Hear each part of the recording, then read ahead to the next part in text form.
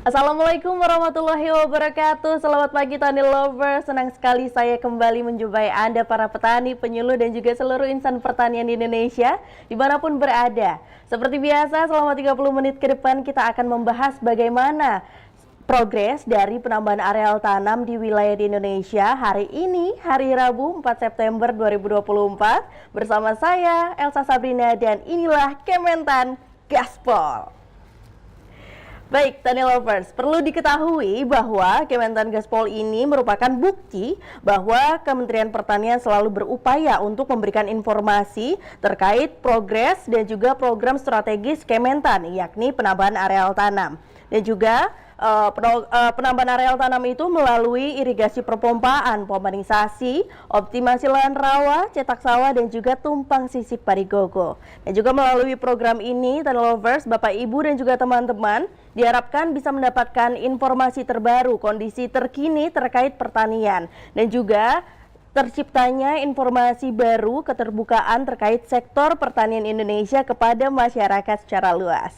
Dan juga Tani Lovers, saya ingin menyampaikan bahwa selain menjalankan program penambahan areal tanam, Kementan juga tengah giat-giatnya melaksanakan program IMAKO. IMAKO ini merupakan upaya Kementan dalam rangka memperluas lahan produksi padi dan mengintegrasikan dengan subsektor terkait. Dan juga program ini dirancang sebagai kegiatan pertanian yang berbasis korporasi mulai dari hulu hingga hilir dalam rangka mewujudkan swasembada dan juga lumbung pangan dunia tahun 2029. Dan juga lebih jauh tentang IMAKO, kita akan melihat tayangan berikut ini. Selamat menyaksikan. Kementerian Pertanian meluncurkan program Indonesian Millennial for Modern Agriculture Corporation atau IMAKO. Program IMAKO atau Integrasi Manajemen Agribisnis dan Korporasi untuk meningkatkan produktivitas dan daya saing petani melalui pembentukan kelembagaan ekonomi petani berbasis korporasi yang akan mengelola usaha tani dari hulu sampai hilir. Program IMAKO bukan hanya sekedar upaya untuk meningkatkan produksi pertanian, tetapi juga memiliki potensi yang sangat besar untuk menjadi model pengembangan pertanian nasional. Ini adalah bentuk korporasi pertanian khususnya untuk padi yang akan mengorganisir para petani padi dalam suatu korporasi yang besar. IMAKO menuju pertanian modern. Saya dari Karawang, kita bisa menyaksikan bagaimana implementasi dari Smart Agriculture ini, di mana mengembangkan DAT padi, jagung dan juga kedelai, dan juga DAT ini merupakan teknologi pertanian yang diperkenalkan pada petani dengan input rendah dan juga produktivitas tinggi berbasis pengamatan, pengendalian dan juga pengalaman organisme pengganggu tumbuhan atau P3OPT dengan pola korporasi hulu hilir dalam rangka mendukung program PAT.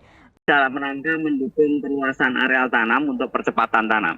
Jadi konsep ini digagas oleh senior-senior kami, yaitu Pak Sumarjo Gatot Irianto, Pak Dopa, ada Pak Dr. Sam Herodian juga teman-teman dari Mektan Serpong dan Balai Penelitian Tanah.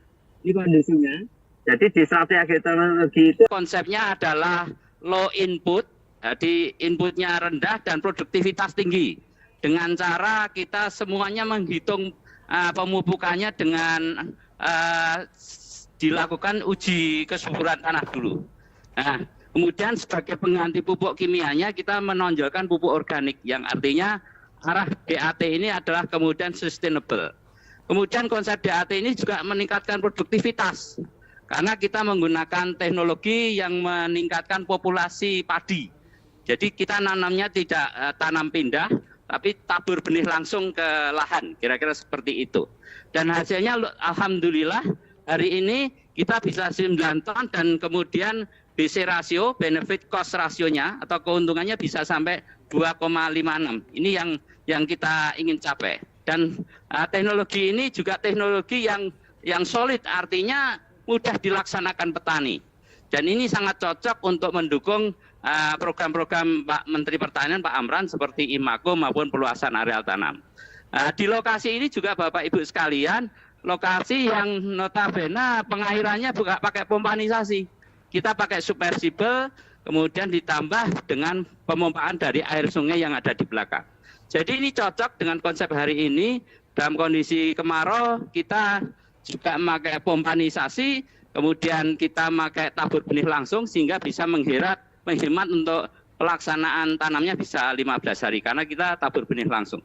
Bapak Ibu bisa lihat di sekitar ini adalah kondisi tabur benih langsung, semuanya rapat dan alhamdulillah dengan penerapan P3OPT atau pengendalian organisme pengganggu yang terpadu, maka kita akan menghemat pestisida.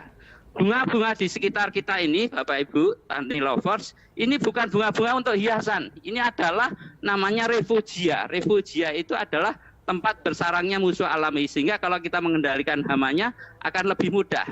Kemudian di sebelah sana, Bapak Ibu sekalian, konsep DAT ini tidak hanya sekedar nanam, tapi harus ada namanya korporasi hulu hilir. Di sebelah belakang nanti Bapak Ibu bisa lihat, Bapak Ibu sekalian, ada yang namanya penggilingan padi modern. Dan ini diharapkan dengan DAT ini didukung dari hulunya Alsintan, kemudian di hilirnya ada pengolahan RMU yang modern. Bapak Ibu bisa lihat di sebelah sana, itu adalah RMU yang punyanya Bulog, dan ini merupakan pola yang kita dambakan ke depan. Jadi ke depan itu DAT ini ada dibarengi dengan namanya korporasi hulu hilir. Hulunya itu adalah Alsintan dengan pengolahan tanah, dengan drone, kemudian hilirnya dengan pemasaran hasilnya yang semuanya terpadu.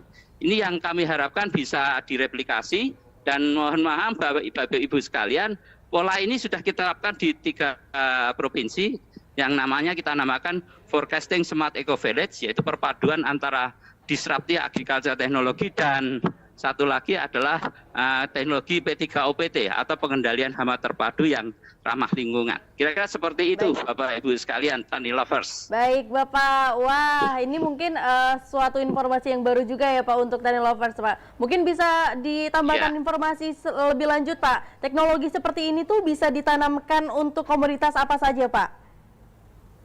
Jadi kami di Kerawang ini menerapkan untuk 3 komoditas, padi, jagung, kedelai. Jadi kalau Bapak Menteri Pertanian nanti juga mengarahkan padi, jagung, kita sudah siap disruptor agregator teknologi untuk jagung dan kedelai. Jadi kita menerapkan DAT ini untuk padi, jagung, kedelai.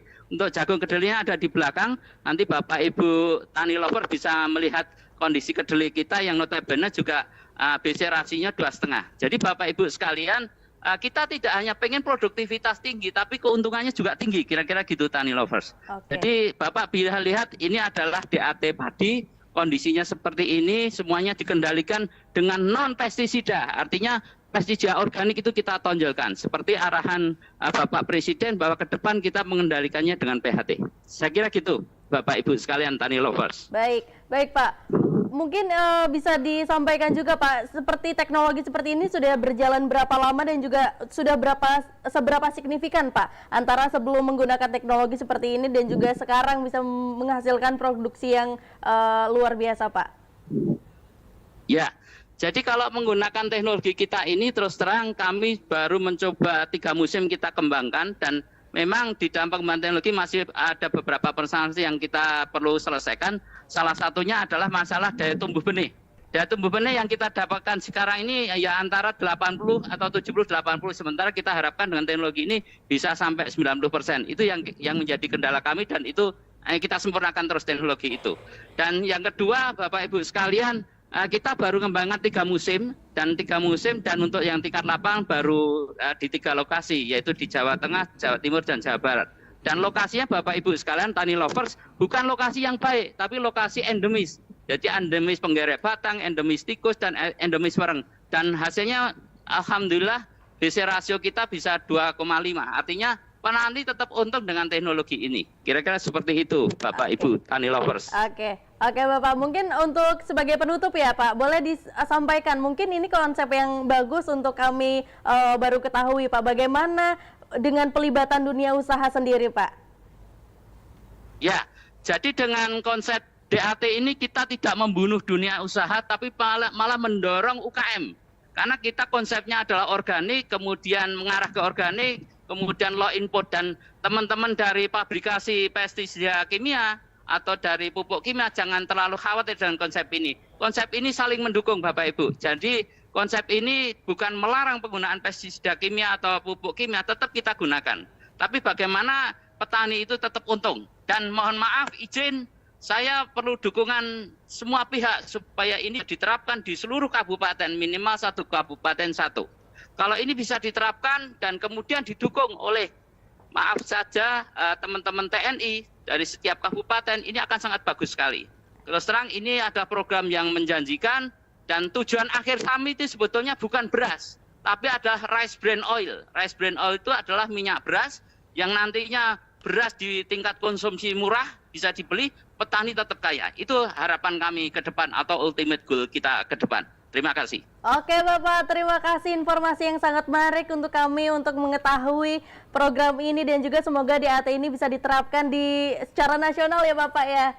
Terima kasih Pak. Siap. Terima kasih Tani Lover. Semangat pagi. Semangat pagi Pak, selamat melanjutkan aktivitas.